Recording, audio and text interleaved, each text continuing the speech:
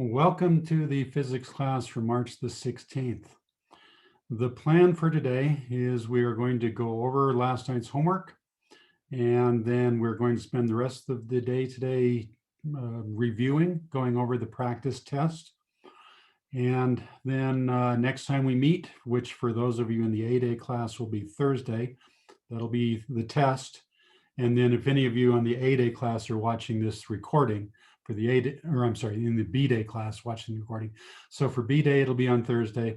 For 8A, it'll be on, okay, boy, my brain is just completely disconnected from my mouth today. Okay, anyway, Wednesday, Thursday are the test days. Okay, so I'm running this test the same way that I run a normal test. For you guys, because we're doing it online, it's going to be a one-part test, even though I would prefer to do a two-part test, but when you're online, that's just not feasible. So the practice test that you guys did was a two-part test, where part one, it was my hope that you would do that without needing a cheat sheet, without having to use a calculator or any reference at all. Even though on the real test, you will be allowed to use it. There are just certain things that I think you should know without needing a cheat sheet. And then the second part of the things that you absolutely will need a cheat sheet for and a calculator for. Okay, so, all right, so Aurora is asking me to explain what's happening next week. Yeah, I wish I knew. This is crazy. So you know that they're having 2 B days in a row. So, so this Friday is technically a B day, even though we don't meet. But Monday is, and so Monday should then be an A day, but it's not. Monday is going to be a B day, which is crazy. But that's the way it goes. And so Ames is holding classes on Monday and Tuesday, but we are not holding live classes on Wednesday, Thursday. That's my latest understanding. Now, these things seem to be changing every time I look. So maybe it's changed again and I just don't know about it. But that's my understanding, is there will be a class on Monday and Tuesday and not anything else for the rest of the week. And Monday will be a B day. Tuesday will be an A day. Okay, now let's get back to the test. So when you take the test, there will only be one part. You will be able to use a calculator. You will be able to use your notes, the book. You can even use the internet, as is my normal practice. The only thing that's illegal is getting help from another human being, and that is very much illegal. So as far as quiz retakes and late homeworks, you need to get those in before the day of the test, because I will not accept them after the class takes the test. And also, next week is the end of the term. So get any homework, get any extra credit assignments in by then. Okay, so another question that came up. Okay, yeah, so fourth quarter, if you can't come in person, will you still be having Zoom meetings? Somebody just sent me a private message asking that. Yeah, Ames has committed that if you and your family are just not comfortable with you coming into the school, we fully understand. Because to be honest, Salt Lake City community does not yet meet the guidelines that the CDC has published for it to be safe to go back to school.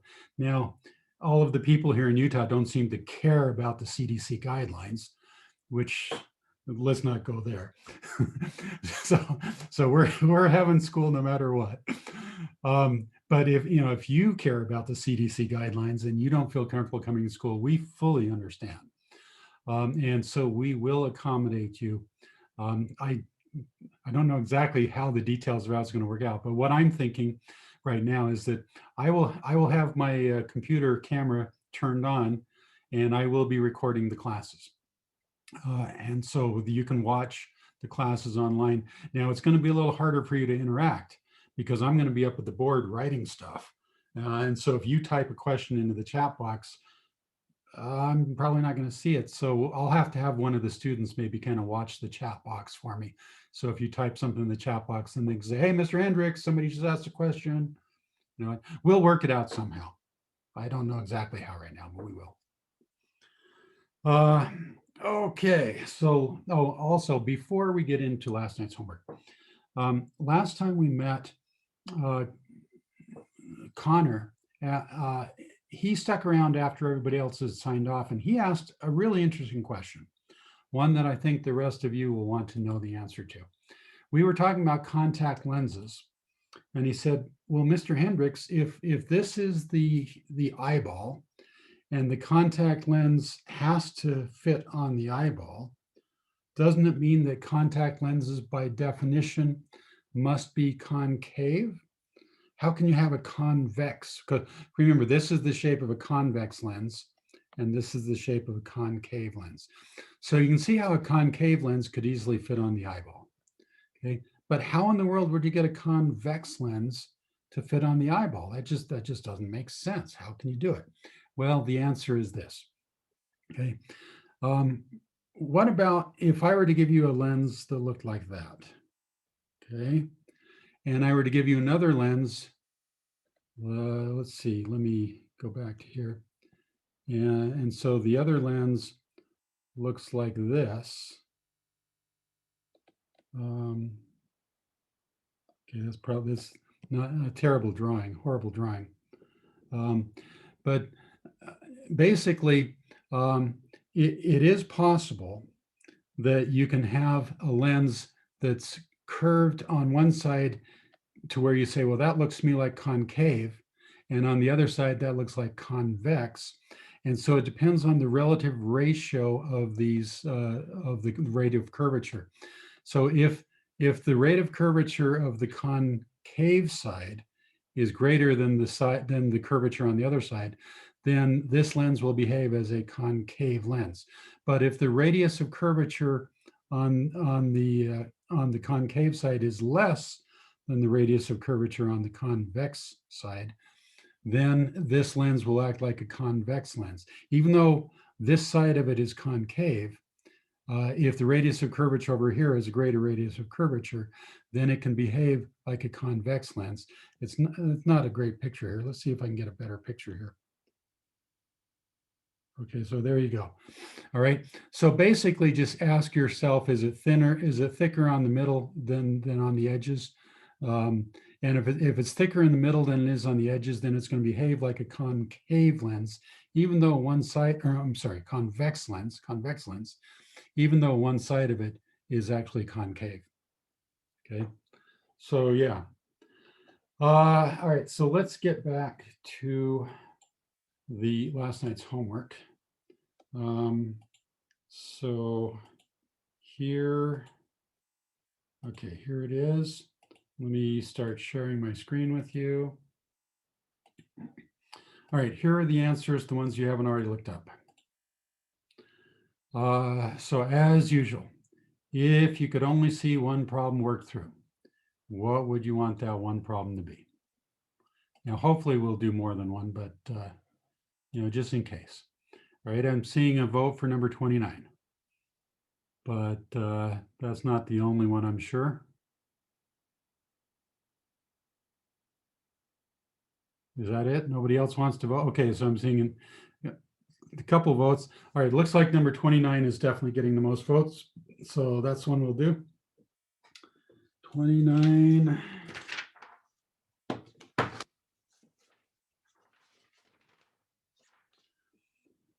Oops, turned too far. Where's 29? Okay, chromatic aberration. Okay, so let's make sure we understand how chromatic aberration works. Let me open up a new whiteboard. Okay, now first off, let's, rather than looking at a lens, let's look at a prism.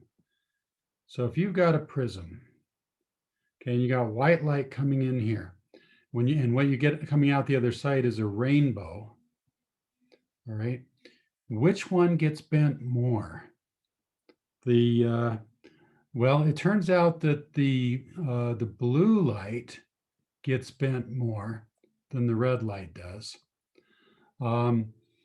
So when you have dispersion, which is that's what's happening here, the refractive index of the glass is not the same for all different colors. It varies from one color to the other. Okay, and so blue light, which has a shorter wavelength, okay, so you got more interactions there than you do with the red light. And so you have more interaction, so that means it gets slowed down more. So blue light gets bent more than red light does. And if you look at the rainbow coming out of a prism, you'll see that that's what's happening there. So if you have a lens where you've got chromatic aberration, which is what we have here. Okay, so you got a light ray coming in here, and it's going to get bent like that. But the blue light, it gets bent more than the red light does. And so when it comes in the other side over here, same thing. The blue light gets bent more than the red light does. So the blue light is going to come to a focus closer to the lens than the red light is going to. Okay. So if you want to have the blue light be nice and sharp focus, then you want to bring the screen closer to the lens. If you want the red light to be in sharp focus, then you want the screen to be a little further away from the lens. Okay. So that's how chromatic aberration works. We've got time. We can do one more if you'd like. Would you like to do another one, or should we just move on to the practice test? So tell me in the chat box. You want to do another one, or you want to just move to the practice test? Okay. All right. Looks like practice test wins. All right. So that's what we'll do. All right. So I posted the practice test last week, but I posted the version that did not have the answers on it because I really think there's great value in working through the problems before you have access to the answers. But then on Sunday night at midnight, I did unlock the answers. So I hope that you've gone ahead and actually looked at those. Here they are, right here. Okay. And let's go up to the top here. All righty. So part one, these are the things that I really would hope that you guys don't need a cheat sheet for, even though on the test that we take later this week, you will be allowed a cheat sheet. You know, try not to. I mean, everything that you see on part one here, you should be able to do this without a cheat sheet. Okay, so first of all, the speed of light in a vacuum. Okay, that's a number that you're going to use so much between now and the end of the school year that you should just know that it's 3 times 10 to the 8th. Now, is the exact number 3 times 10 to the 8th? No. The exact number is actually 2.998 and then something. Okay. But if all you need is 3 sig figs, this rounds off to 3. If you need more than 3 sig figs, then I will tell you what it is. If you look on part 2 of the test, you'll see that I give you the exact value for C on part 2 of the test. So I don't expect you to memorize the exact value. Just recognize that if you only need 3 sig figs or fewer, you can just call it 3 times 10 to the 8th, and that's good enough. Question number 2, we've got some radio waves, which I'm telling you travel at the same speed that light does. And in just a few weeks, you're gonna find out why that's the case. That's not a coincidence. So if we've got a radio station that has a frequency of 100 megahertz, what's the wavelength? Well, I mean, remember the equation that I told you, I refer to it as everybody's new favorite equation, because we're going to be using this equation again and again and again. Yeah, that's this one. So we replace V with C because it's the light we're talking about. But just use our new favorite equation and bingo, out pops the answer. That one should be pretty straightforward. Refractive index, that is something that you should know without a cheat sheet. Everybody should know what the definition is of refractive index. Okay, so if we know what the refractive index of the material is, and then we know what the speed of light in vacuum is, so then we should be able to calculate what the speed of light is in the material, which will always be less than the speed of light in vacuum. Okay, so that one should be straightforward. Problem number 4. So we know that there's a distant galaxy and we know that it's moving away from us. Okay. So you guys should be familiar enough by now with Doppler and how it works, is that you know that whenever an object is moving away from you, the frequency will always be lower. And you should know that frequency and wavelength are inversely related. So if the frequency is lower, that means the wavelength has to be longer. Okay, because frequency equals the velocity over the wavelength. Okay, so if the wavelength gets bigger, the frequency gets smaller. They're inversely related. Okay, so question number 5, which color gets diffracted more, the red or the blue? Well, the longer the wavelength is, the more it gets refracted. And this is, comes from Huygens principle, which we've talked a lot about. So red has a longer wavelength, therefore it will get diffracted more. Now, one way to think about it is, if you like the equations, remember this equation right here. So X is the distance between the central bright spot and the first diffracted bright spot. So if X gets bigger, that means the light is getting spread out more. So what I've done here is I've taken this equation, I've solved it for X, and I've noticed that lambda is on top. So that means if lambda gets bigger, then X is going to get bigger. And remember, X is a measure of how much it's being spread out. Okay, so that's another way that you can arrive at the same conclusion there. All righty. If you have questions, speak up, because I'm just going to burn through this really fast unless I see something appear in the chat box. Snell's law is another one that you should know without needing a cheat sheet. It's pretty simple. Most students I've found don't have too much trouble with it, so I'm not going to really spend time on it unless you have a question. Okay. The reasons why people were convinced the light could not possibly be a wave. Remember, there were 2 very, very good reasons. We talked about this a lot. One is that if you look at the shadow of someone, you go outside and you got the sun shining, you look at the shadow and you see sharp edges. And you know that, well, if it's a wave, waves diffract, you shouldn't be seeing sharp edges, especially the people back at the time. It never occurred to them that white light might have a super, super small wavelength. They assumed that if light was a wave, it would have a wavelength that is similar in size to the waves that they're familiar with, which are like sound waves and water waves. And so if light did in fact have a wavelength that was the same size as a water wave or a sound wave, if you looked at somebody's shadow on the sidewalk outside, it would be completely fuzzed out. You would have a lot of diffraction. Okay. Well, now that we know the light is in fact a wave, we say, well, then what's the deal? Well, it turns out it's a wavelength that is so small, it's measured in nanometers, which is, a nanometer is 1/1 billionth of a meter.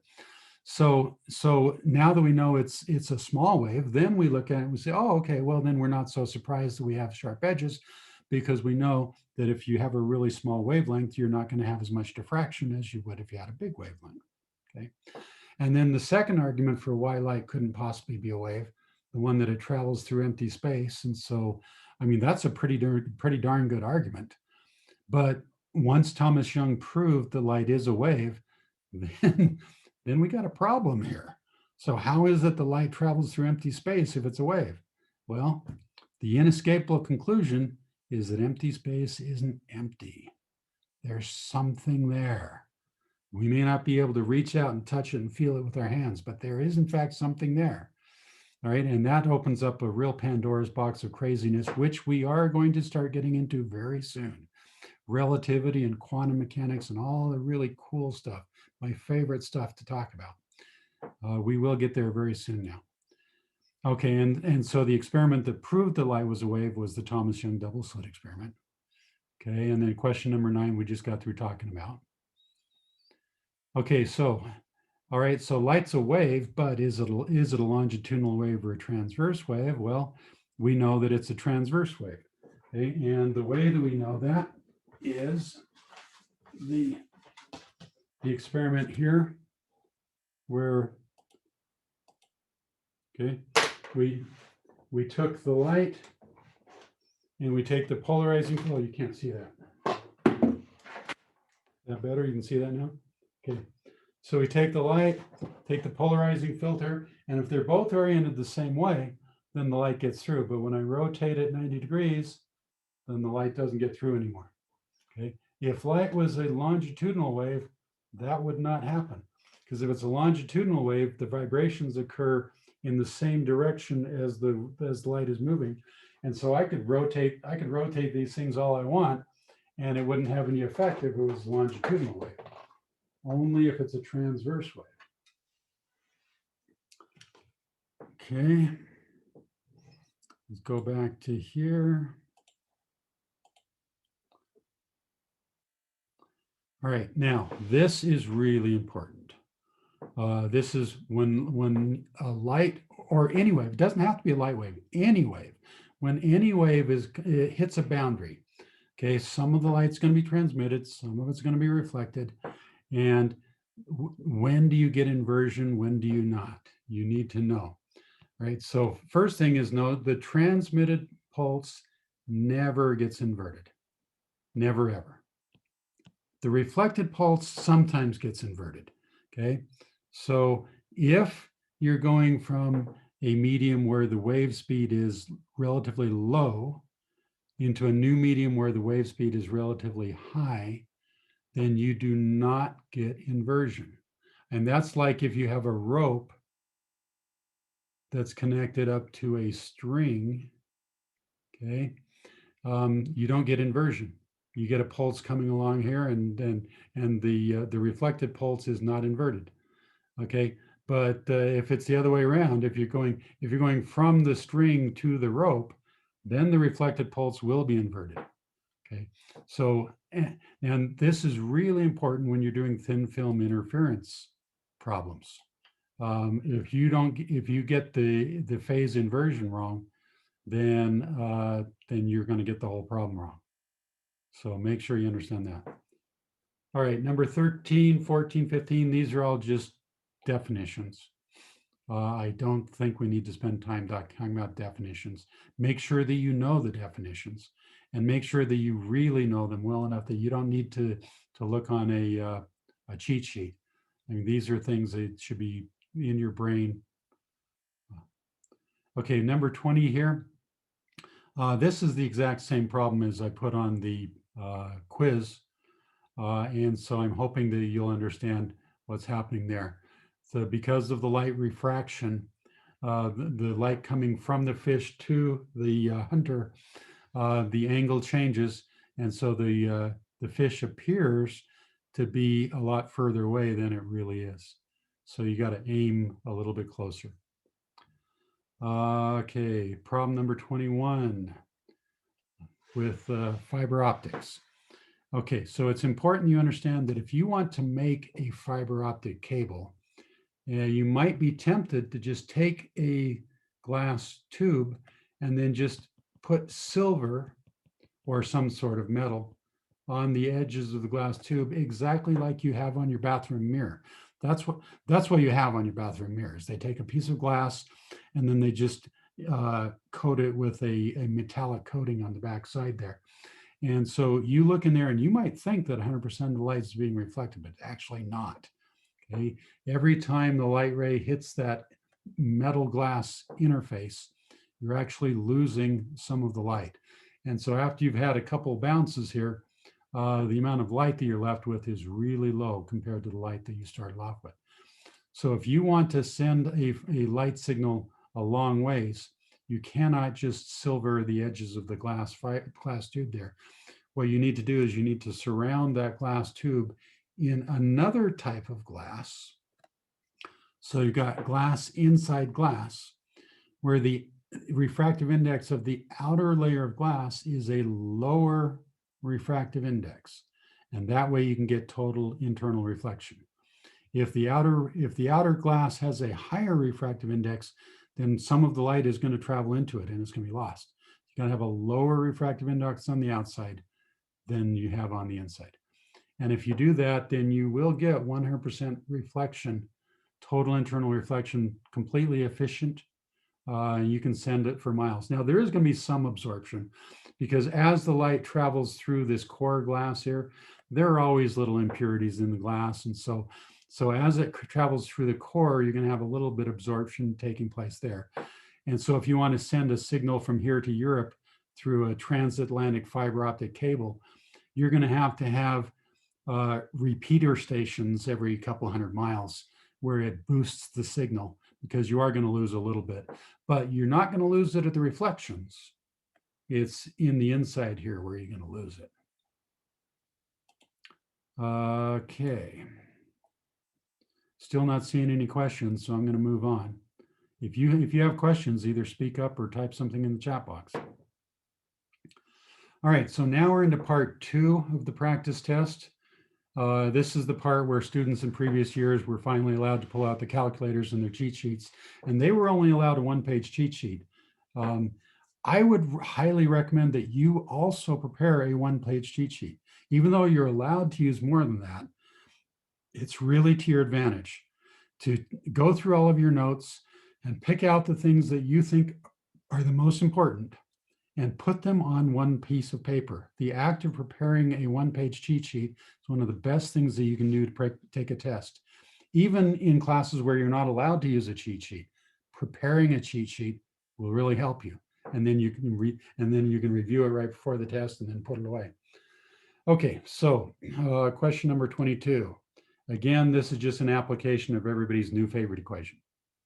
But this time we're using the correct value, the more rigorously precise value for the speed of light, because this time we need 4 sig figs, not just 3 sig figs. So we can't just call it 3 times 10 to the 8th.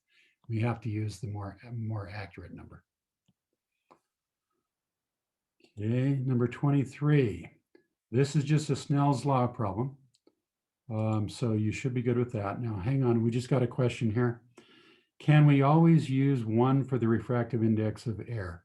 Well, it depends on how many sig figs you need. So if you need 3 sig figs or less, yeah. In fact, to be honest, okay, so Miriam apparently looked it up in the book, and Miriam is saying that the refractive index of light here is, or I'm sorry, refractive index of air is 1.0004, which sounds about right to me. So 2 sig figs, 3 sig figs, 4 sig figs, even if you go out to 5 sig figs, you could, this still rounds down to 0. So, and if you need 5 or fewer sig figs, yeah, you can go ahead and just call it 1. Now, if you need it out to 5 sig figs, okay, then you got to recognize that it's not really 1. But if you don't need very many sig figs, then yeah, by all means, just call it 1. Okay, so Snell's law doesn't usually give students too much problem, so I don't intend to spend a lot of time on that. The one thing that they do mess up on is every year I see some students where they try to take this angle right here and stick that into Snell's law.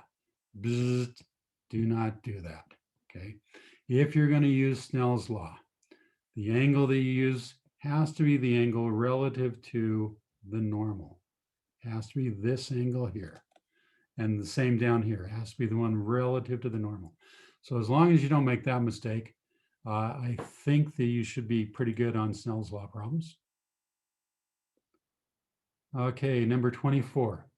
I want you to do a ray trace diagram, right? So if I have a lens here and I know what the focal length of the lens is, and I've got an object and I know where the object is. So there's 2 ways that I can figure out where the image is.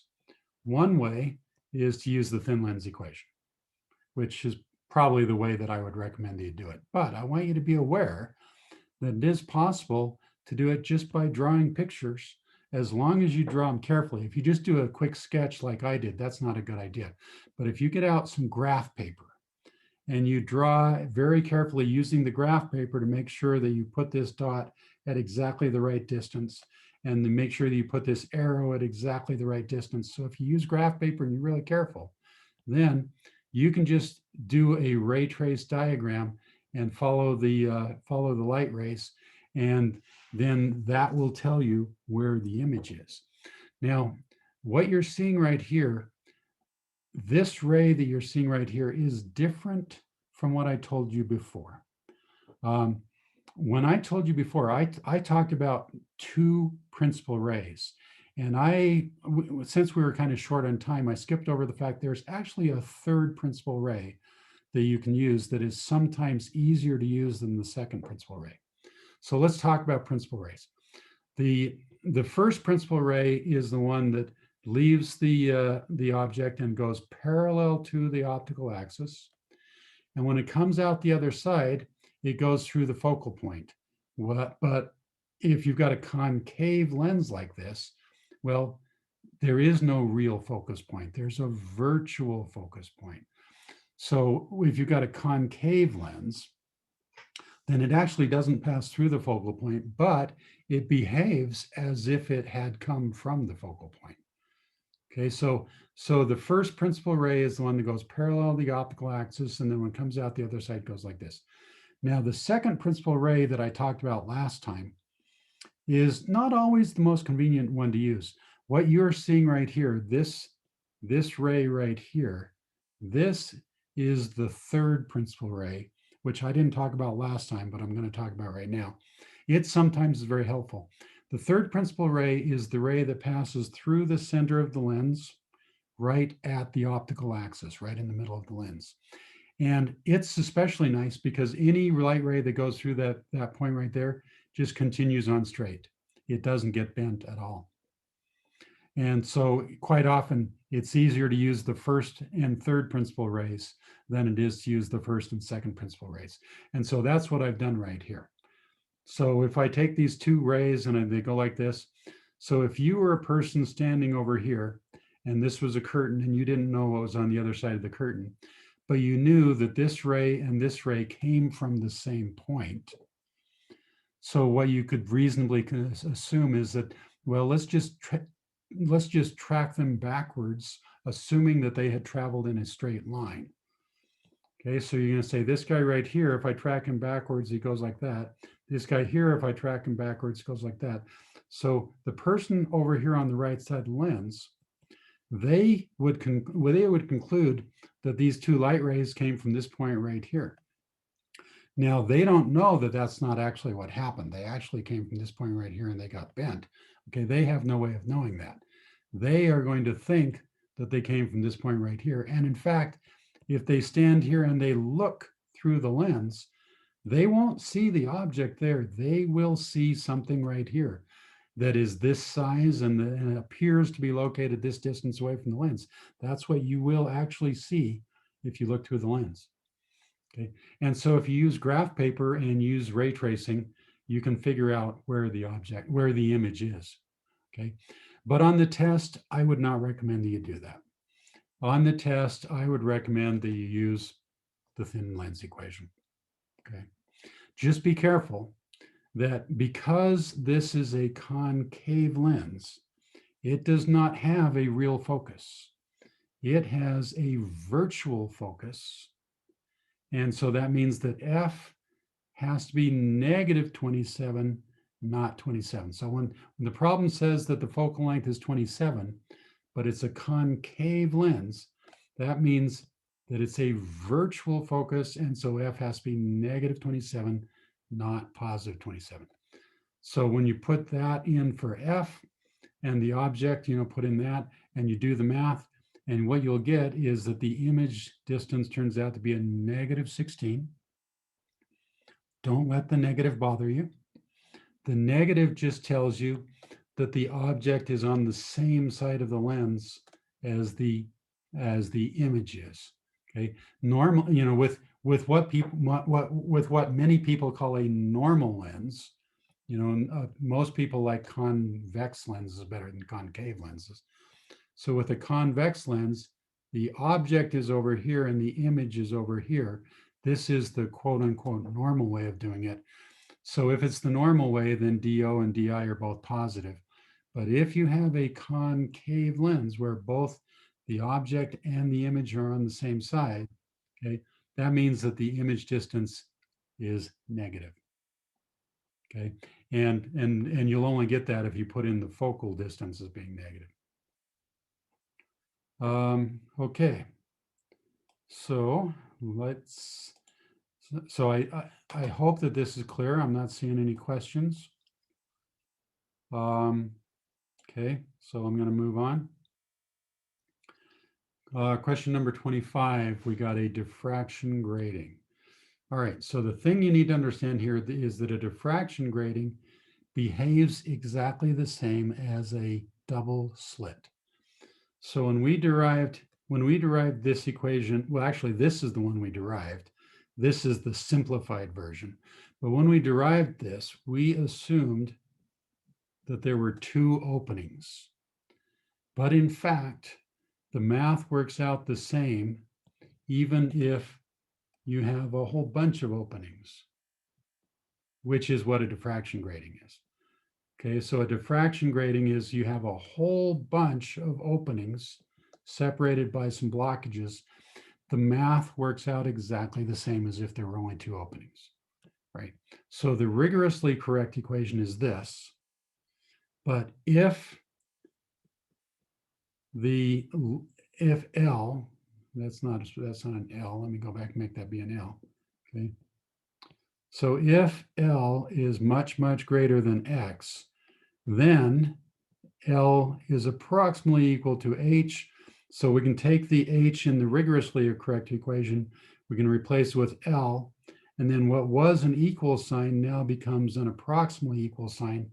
But that approximation is good enough in many cases, not all cases. Be careful. There are cases where it's good and cases where it's not. So in this case, I specifically told you that I want you to use the small angle approximation, whereas down in problem number 26, I specifically told you I do not want you to use the small angle approximation. So on the real test that you guys take in 2 days from now, if I tell you use the small angle approximation, use it, okay? Because Canvas is going to mark your answer wrong if your answer is even a little bit different than the answer that I put in there. So if you say, well, this is the better equation, shouldn't I use this equation? Well, your answer might be slightly different.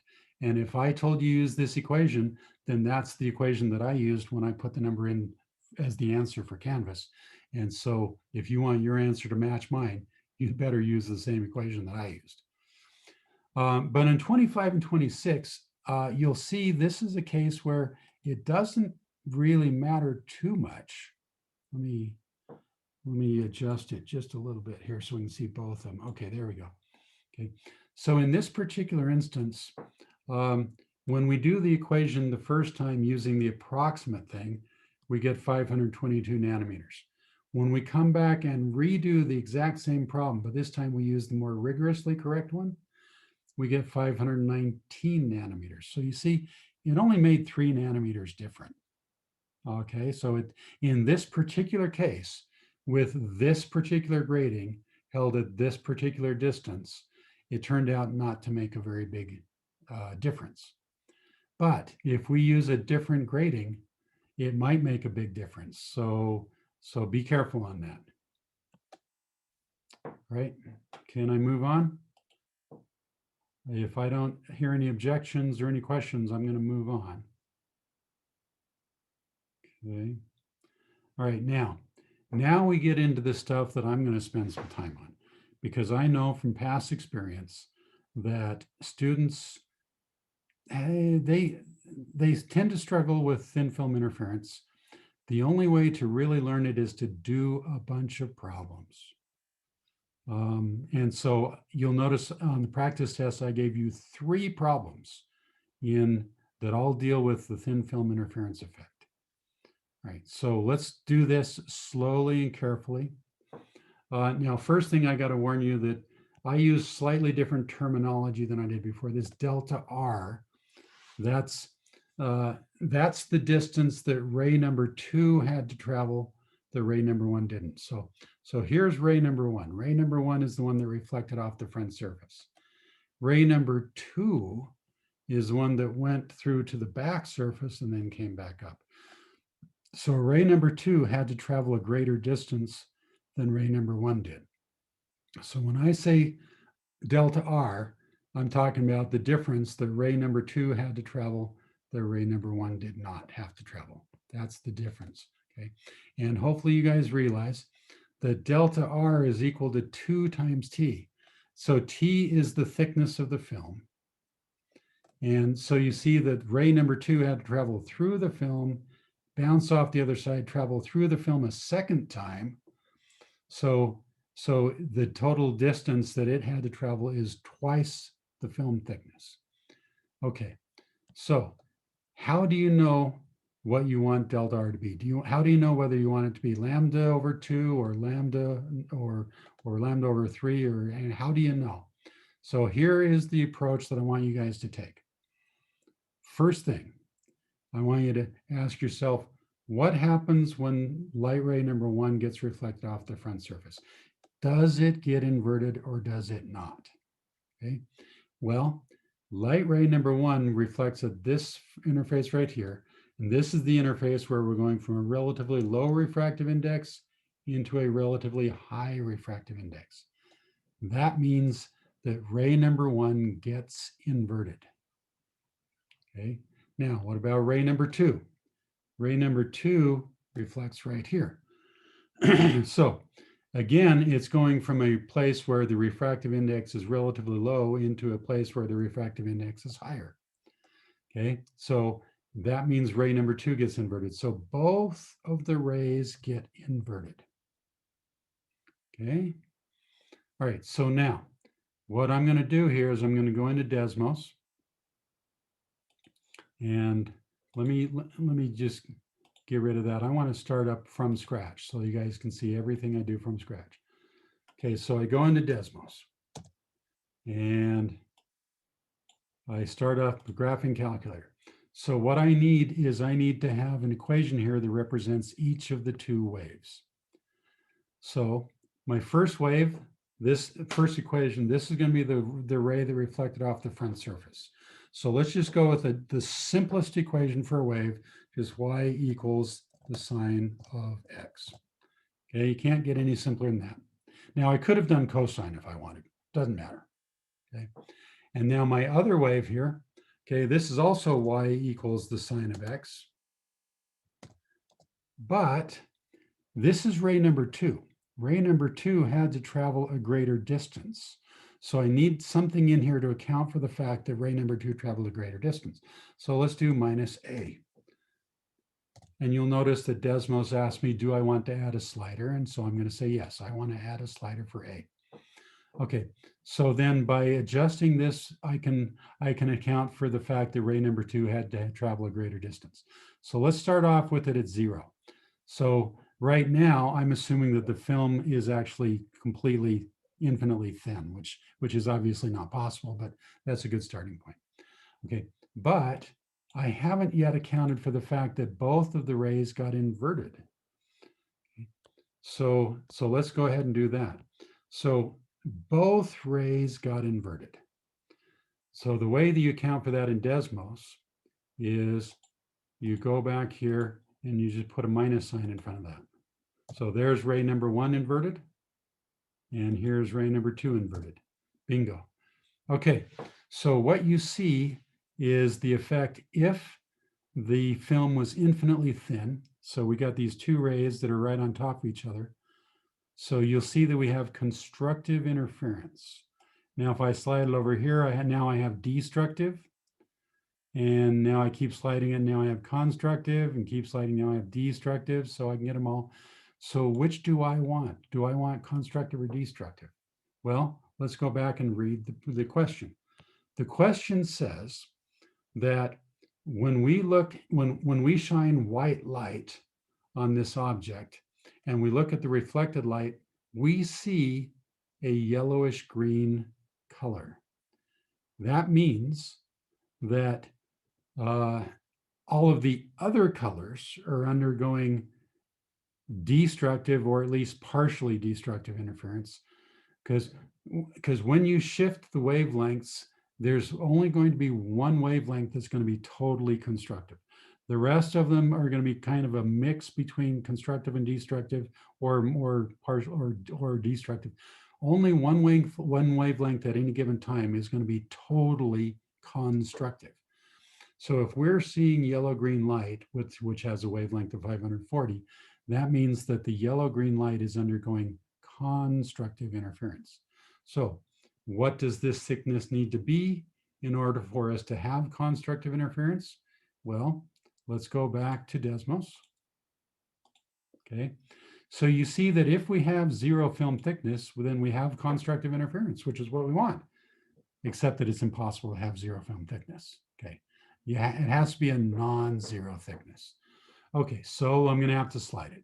So if I start off where I already have constructive, and I want to slide it again until I have, I want to slide it until I have constructive again. So there I go. So this is where I start. This is where I end. So how much did I slide it? Did I slide it a whole wavelength, or a half of a wavelength, or a third of a wavelength, or what? I want you guys to type in the chat box. Okay. So if I started off right here with zero film thickness, okay, and so I started off already having constructive interference, and I want to slide it until I get constructive again. Is that a whole wavelength or a half of a wavelength? Okay, you guys are in agreement? It's a full wavelength. Okay, good. So now we're ready to solve the problem. Okay, so we know that in order to get constructive interference, the shift has to be an entire wavelength. Okay, so this shift, which we know is 2n, has to be one full wavelength. Now, why does it say lambda over n instead of lambda? Well, because it has to be a wavelength of the wave when it's in this film. So when I say that the wavelength is 540 nanometers, that's the wavelength in air. The wavelength in the film, so lambda in the film, is going to be lambda in air divided by the refractive index of the film. Okay, and so this distance has to be one whole wavelength, but it has to be a wavelength of the light when it's in the film. So that's why it's lambda over n rather than just lambda. Okay, so that tells us that lambda over n is 2t. And from this point on, it's no longer a physics problem. Now it's a math problem. So I solve for t and I get 185. Okay. Now the problem says that I want to know the three lowest possible thicknesses. So what that means is this thickness right here is not the only thickness that will give me an appearance of yellowish green. Okay, if I go back here to Desmos, okay, you'll see that there are a bunch of places that all overlap. You know, I can shift this. I can shift it one wavelength. I can shift it two wavelengths. And if my slider would go far enough, I could shift it three wavelengths. So when we go back here and we say, how much do we need to shift it to get constructive interference? Well, it could be, you know, a shift of lambda over n works, but also 2 lambda over n also works. And in fact, 3 lambda over n also works. So all of these are possibilities. So if we take this possibility, then it leads us to this thickness. If we take this possibility, then it leads us to this thickness. Okay, so any one of these thicknesses will give us a film that appears to be yellowish green. But if we are in between, if we are somewhere in between 185 and 370, then that film will not look yellow. That film will be a different color. And in fact, I have some great examples here. You guys know that I'm actually retired from my quote unquote real job, which I shouldn't put quotes on that. I mean, I spent over 20 years in Silicon Valley as an engineer making computer chips. And this is what you make computer chips on. This is a really thin slice of silicon. This is what computer chips are made of. And so what you do is you start with the really thin slice of silicon, which has kind of a silvery appearance to it. And then you grow a film. You put it in an oven with lots of gases, and the gases deposit on there, and you grow a film. And depending on what the film thickness is, the colors can be very, very dramatically different. So if you look right here with the light that's on here, it's kind of hard to see with the light. But this wafer right here, you see it's a beautiful blue color. And this wafer right here, kind of a yellowish color, okay? And you might think that they have two different types of films on them. They don't. This film is the exact same material as this film. The reason they have different colors is because the film thickness is different. And that is exactly how we would measure film thickness.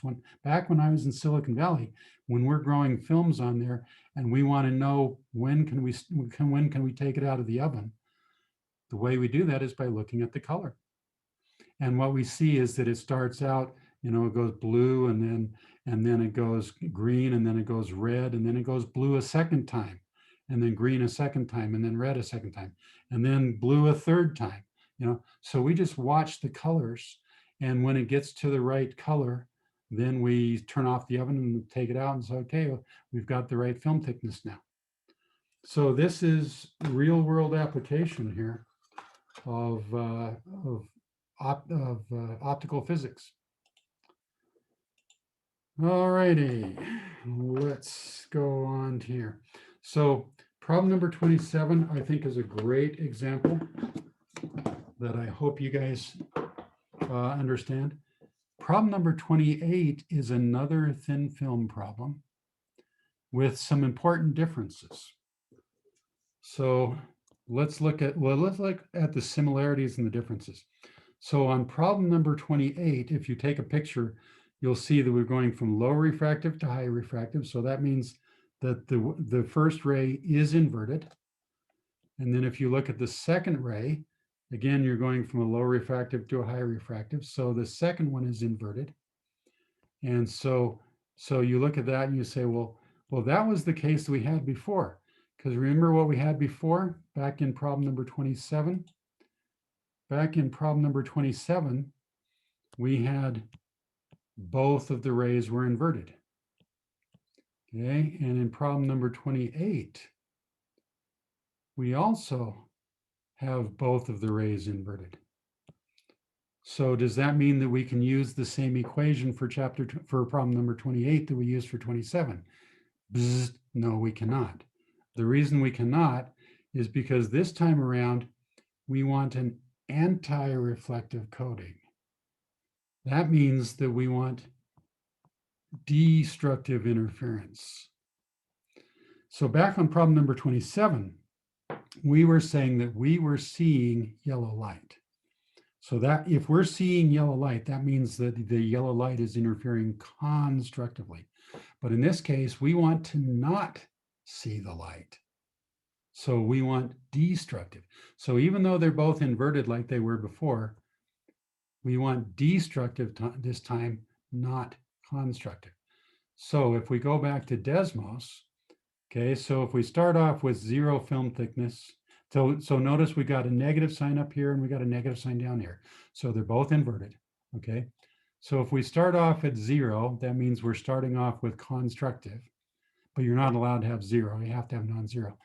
So if I want to slide it from here to the place where I have destructive interference, you'll see that what I do is I slide it half of a wave, not a whole wave, a half of a wave.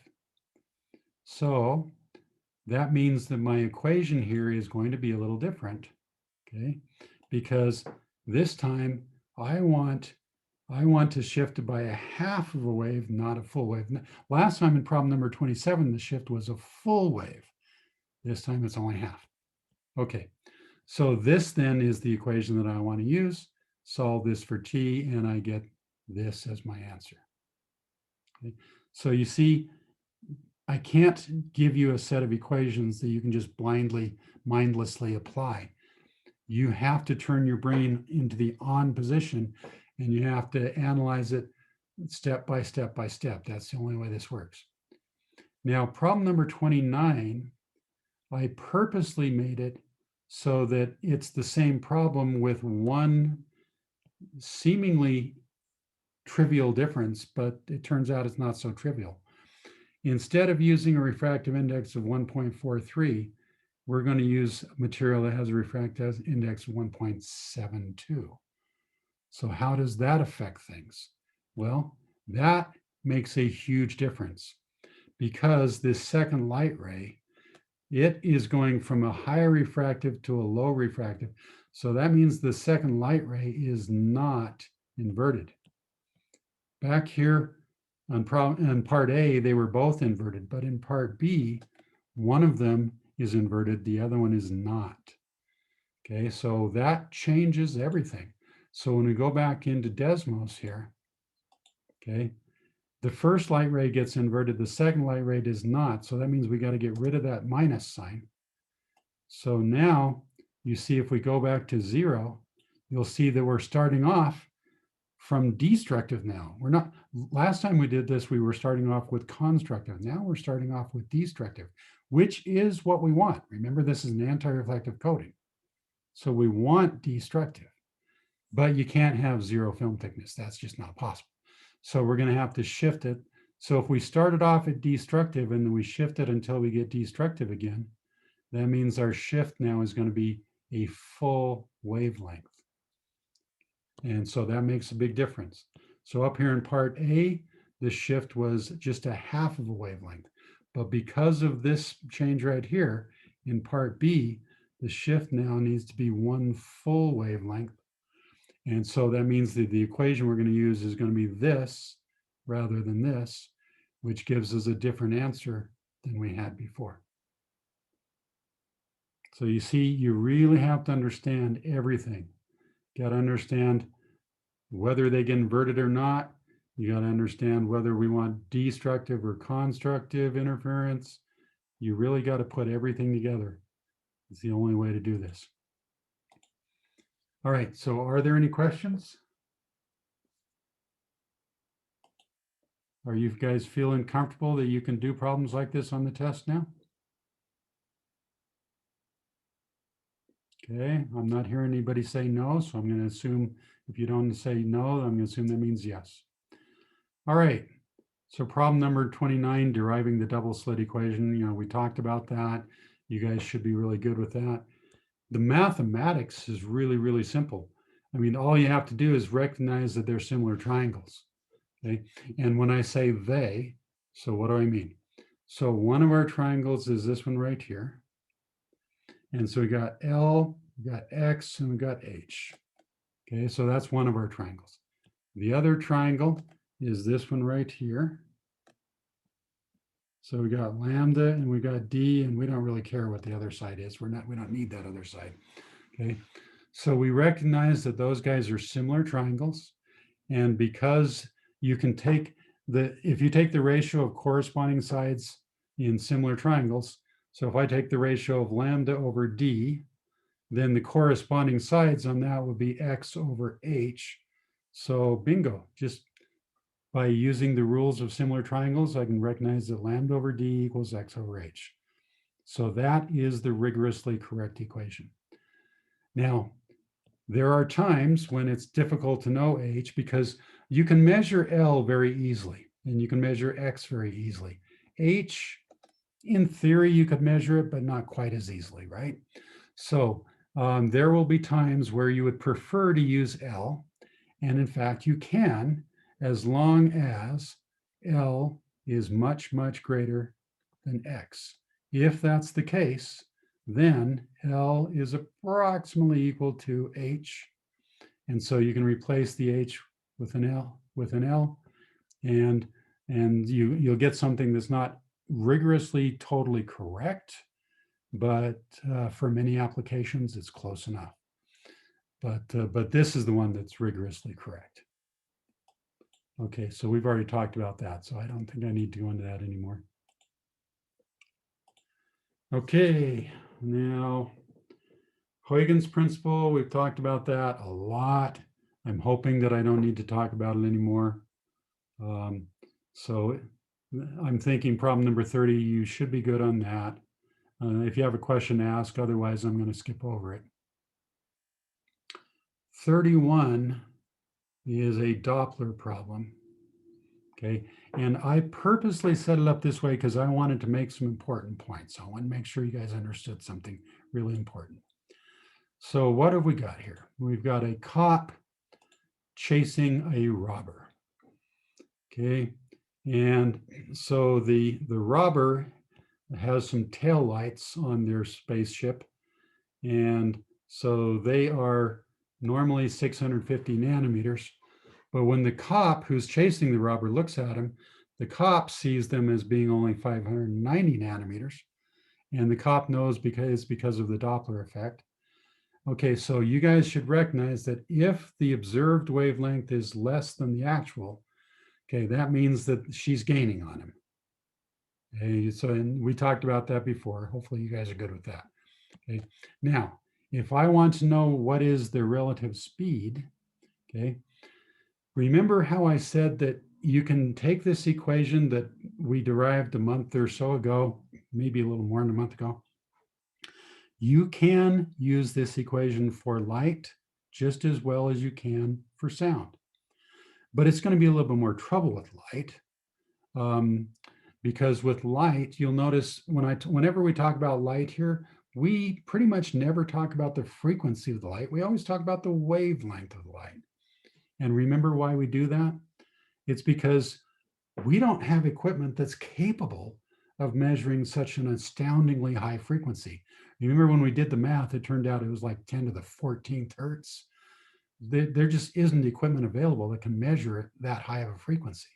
But we can easily measure the wavelength of the light. And so when we're talking about light, we generally talk about wavelength rather than frequency. And so if we want to use this equation, well, we could. We'd have to take the wavelength and convert that into frequency. And so we have to do a little math to convert it into frequency, and then we stick it in here. And then we get the answer out, but the answer is going to be out in terms of frequency. And when you look in the back of the book, they generally prefer to have the answer in terms of wavelength. So we're going to have to convert this into wavelength, and we can do it. And in fact, that's exactly what I ask you to do in this test here, is I ask you to do that and see what you get. All right, so when we do part B here, we are assuming that the cop is moving, but the robber is not. Okay, so cop is moving, robber is not. So what that means is that we've got VD is a number, because the cop is moving. VS is 0 because we're assuming the robber is not. Okay, and so we do the math, we convert from frequency to wavelength and do all the calculations. Okay, and so what we get is we get that the velocity is this number right here. Now, if we come back and we do the thing a second time, but this time we assume that it's the robber that's moving and the cop is not. And you'll notice we get a different number. Interesting, we get a different number. So why is that? Interesting. Hold that question for just a second. So let's compare the numbers that we get up here with the numbers that we get using this simplified equation. And so hopefully you guys all have in your notes, the way we got this equation was we started with this, and then we did a little bit of algebra to reduce it down to here. We got this equation by assuming that it was the detector that's moving, not the source. And so not surprisingly, we get the same answer that we got up here, which is different from this. Okay, but why? Why is it not the same? Because if I claimed to you that it doesn't matter who's moving, right? So remember when we said that you go to bed tonight and then tomorrow morning you wake up and you look around and you're in a windowless room with metal walls and a NASA logo on the wall, right? Remember that little story. So you look out the window and you see a spaceship zipping by and you say, wow, that guy's really going fast. Is he? Or is it you that's going really fast? Well, it's impossible to know. And so you would think that I should, in theory, then get the same answer. So regardless of whether I say it's the cop that's moving or the robber that's moving, you would think that I should get the same answer, but I don't. So for extra credit on the practice test, I wanted you to think about that and think about if you can explain why we're not getting the same answer when in theory we should get the same answer.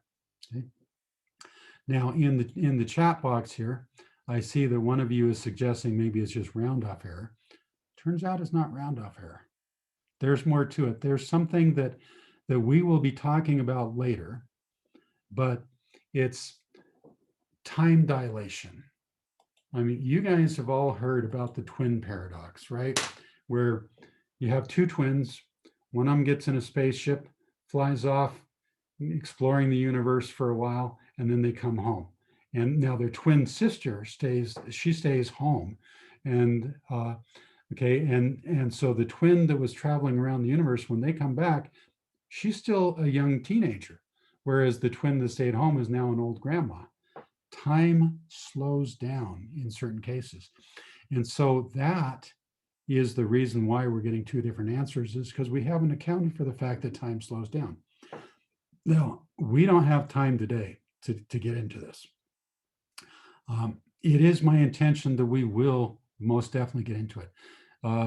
Relativity and time dilation and all that fun stuff is, in my opinion, one of the most interesting things in physics. And so we will for sure talk about it, but not today. Today's not the day to talk about it. So we'll hold that off for later. Okay, well, I think that's it.